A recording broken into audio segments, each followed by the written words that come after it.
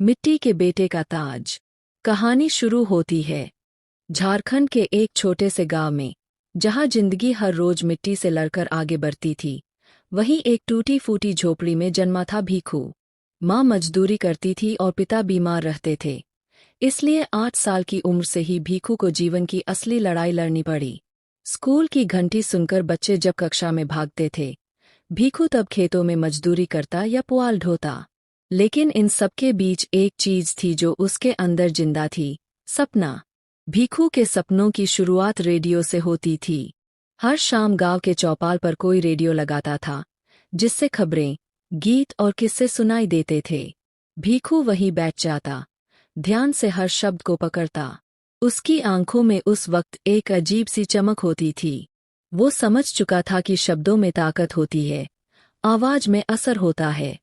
रात में माँ के साथ चूल्हे के पास बैठकर भीखू एक एक बात दोहराता।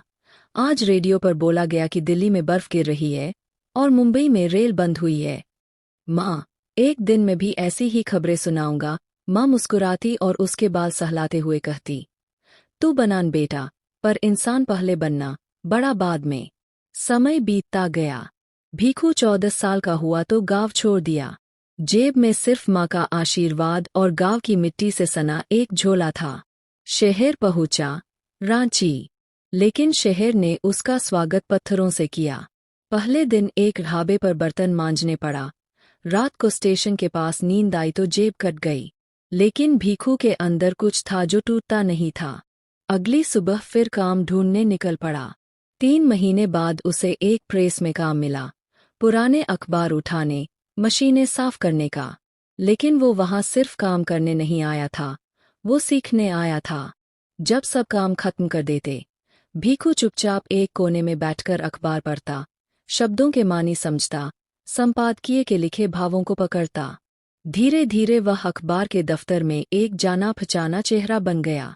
एक दिन प्रेस के संपादक ने उसे पुकारा, तू इतना ध्यान से अखबार पढ़ता है, लिख सकता है क्या?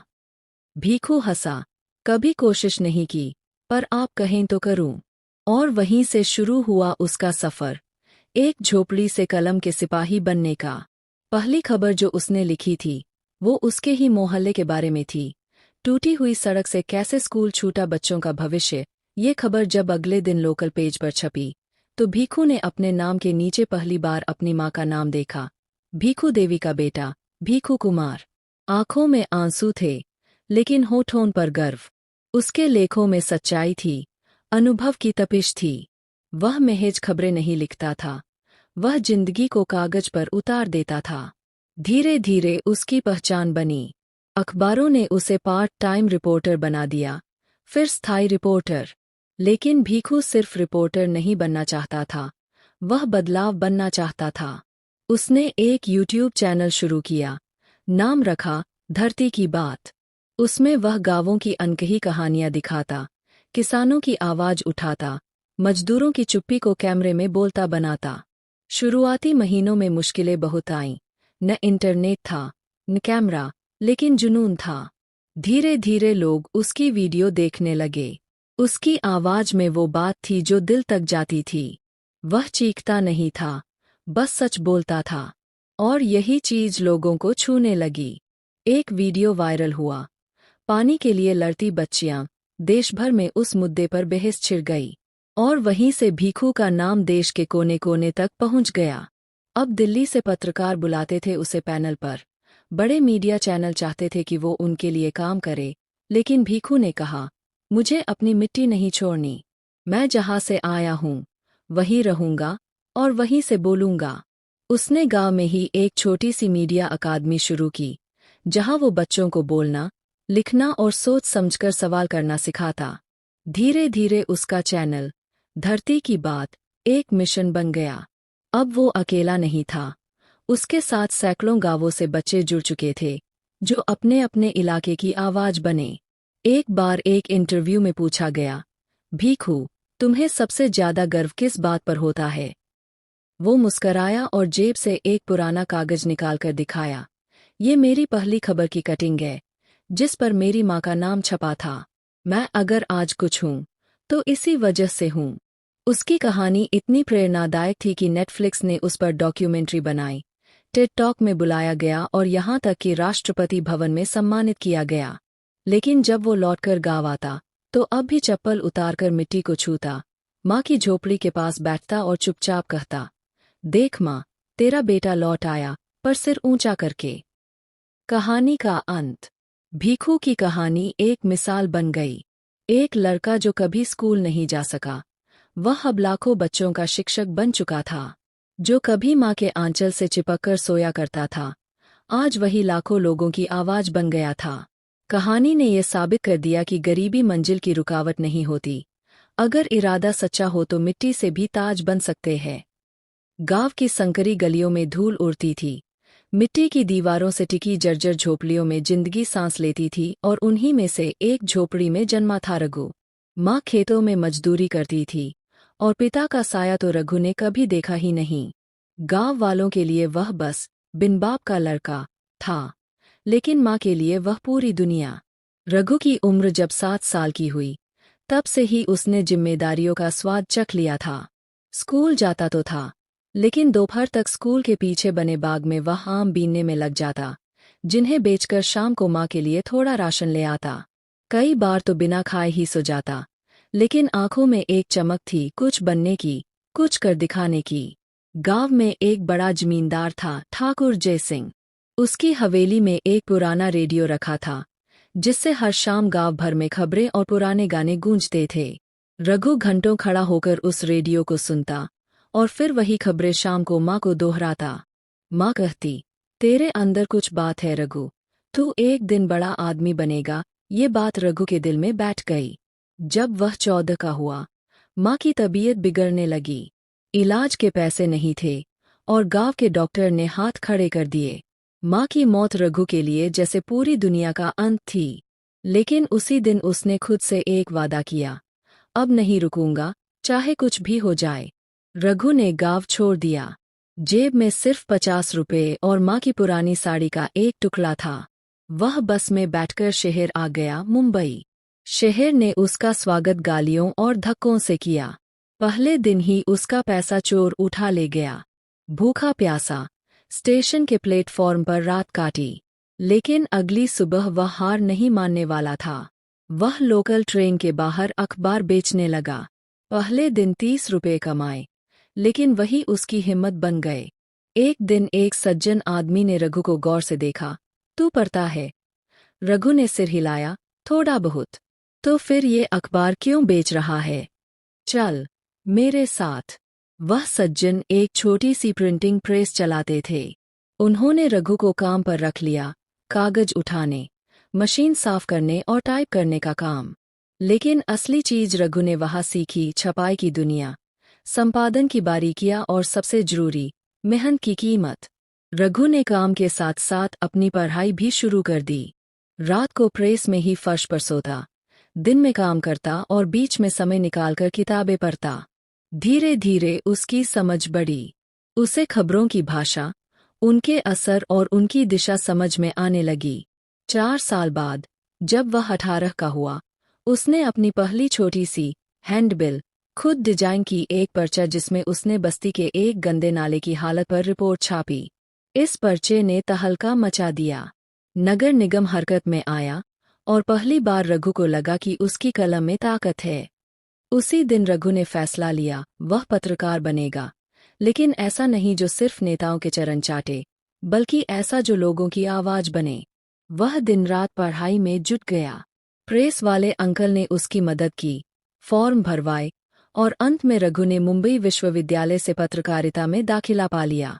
क्लास में सबसे साधारण कपड़ों वाला, लेकिन सबसे तेज दिमाग वाला छात्र था रघु। कॉलेज में उसका लिखा एक लेख, सपनों का शहर, सड़कों का सच, एक बड़े अखबार ने छापा। बस यहीं से उसका असली सफर शुरू हुआ। पहले उसे एक लोकल रिपोर्टर की नौकरी मिली, झुग्गी बस्तियों की खबरें कवर करनी होती, लेकिन रघु को यही पसंद था। वह जानता था कि इन गलियों की असली कहानी क्या होती है। धीरे धीरे उसके लेख चर्चित होने लगे। साफ पानी के लिए बच्चों का आंदोलन, बूढ़ी माँ को नहीं मिला राशन, शहर की सबसे भूखी रात। उसकी लेखनी में आग थी, दर्द था और सच्चाई की गूंज थी। एक दिन उसका इंटरव्यू टीवी पर चला। एक रिपोर्टर, जो खुद एक झोपड़ी से आया, रातों रात वह वायरल हो गया। कुछ साल बाद उसने खुद का एक डिजिटल न्यूज पोर्टल शुरू किया, नाम रखा जन की बात। ये पोर्टल सिर्फ उन खबरों को दिखाता जो बड़े मीडिया हाउस नज़रअंदाज करते थे। गांवों की पीड़ा, गरीबों की आवाज़, असहायों की लड़ाई। शुरुआत में पैसे नहीं थे, लेकिन रघु ने हार नहीं मानी। उसने सोशल मीडिया का सहारा लिया, फंडिंग जुटाई और धीरे धीरे जन की बात एक जन आंदोलन बन गया। उसे अवार्ड मिले, टेड टॉक में बुलाया गया और अंततः भारत के प्रधानमंत्री ने एक सम्मेलन में उसका नाम लेकर कहा, ये है असली भारत की आवाज। रघु जैसे लोग देश का भविष्य है। आज रघु के पास मुंबई में खुद का दफ्तर है, एक टीम है और सबसे अहम, लाखों लोगों का विश्वास है। लेकिन आज भी वह हर सुबह प्रेस की मशीनों की आवाज सुनता है, माँ की साड़ी के उस टुकड़े को अपने बटुए में रखता है और काम पर निकलता है, क्योंकि वह जानता है सफर अभी खत्म नहीं हुआ। कहानी, प्याज बेचने वाला करोड़पति। हर बड़ा सपना एक छोटी सी शर्म से शुरू होता है। मनोज की कहानी भी कुछ ऐसी ही है, जो कभी सड़क किनारे प्याज बेचता था और आज एक सफल स्टार्टअप का मालिक है। मनोज का जन्म एक छोटे से गांव में हुआ था। उनका घर कच्चा था, छत बारिश में टपकती थी और माँ की रसोई अक्सर खाली होती थी। पिता बीमार रहते और घर की सारी जिम्मेदारी बचपन से ही मनोज के कंधों पर आ गई थी। वो खेतों में काम करता और शाम को गांव की गलियों में सब्जी बेचता। लेकिन बेचते वक्त भी वो कुछ और सीख रहा होता। हर ग्राहक से वो पूछता, आपने इतना बड़ा घर कैसे बनाया? आपकी दुकान इतनी बड़ी कैसे हुई? लोगों की जिंदगी उसके लिए किताब थी और हर बातचीत एक नया पाठ। 18 साल की उम्र में उसने ठान लिया कि उसे गांव की सीमाओं को लांघना है। बस का किराया उधार लेकर वो लखनऊ आ गया। वहां उसकी शुरुआत भी आसान नहीं थी। वह सड़क किनारे प्याज बेचता था। धूप में खड़े रहना, कड़ाके की ठंड में ठिठुरना और बारिश में भीगना उसकी रोजमर्रा का हिस्सा था। लेकिन मनोज के अंदर एक जिज्ञासा थी। वो हर ग्राहक की बातें ध्यान से सुनता। उसे एक बात धीरे धीरे समझ आने लगी, लोग सब्जियां नहीं, सुविधा खरीदना चाहते हैं। उसने अपने थोड़े से बचाए पैसों से एक पुरानी स्कूटर खरीदी और उस पर एक कागज चिपकाया, प्याजवेल भैया, घर बैठे सब्जियां। अब वो लोगों के घर जाकर सब्जियां देने लगा। शुरुआत मोहल्ले के कुछ घरों से हुई, फिर 10, फिर 50, फिर 100 और सब बोलने लगे, प्याज वाले भैया तो अब हीरो बन गए हैं। धीरे धीरे वो एक स्कूटर से 5 तक पहुंच गया। हर दिन नए ग्राहक जुड़ते गए। मनोज ने हर ऑर्डर की डिलीवरी खुद की, हर शिकायत खुद सुनी और हर गलती से सीखा। 3 साल बाद उसने एक ऐप बनवाया, फ्रेश गाड़ी। अब लोग मोबाइल पर सब्जियां मंगाने लगे और किसान सीधे उससे जुड़ने लगे। कोई बिचौलिया नहीं, कोई एक्स्ट्रा खर्च नहीं। ग्राहक को ताजा सामान और किसान को सही दाम। बड़ी कंपनियां और निवेशक उसका मॉडल देखकर प्रभावित हुए और उसे निवेश देने लगे। आज उसके पास 200 से ज्यादा डिलीवरी बाइक्स है, 500 किसान उसके साथ जुड़े हैं और उसका बिजनेस करोड़ों में है। लेकिन मनोज आज भी अपने ऑफिस में एक कोने में प्याज की वही पुरानी टोकरियां रखता है, याद के तौर पर। वो कहता है, मैं वही हूँ जिसने कभी सड़क पर प्याज बेचे थे। फर्क सिर्फ सोच का है। सीख, जो काम सबको छोटा लगता है वही किसी की सबसे बड़ी ताकत बन सकता है, अगर इरादे सच्चे हों। शुरुआत छोटी हो सकती है, लेकिन सपना बड़ा होना चाहिए। और जो जमीन से जुड़ा होता है वही एक दिन सबसे ऊपर उठता है।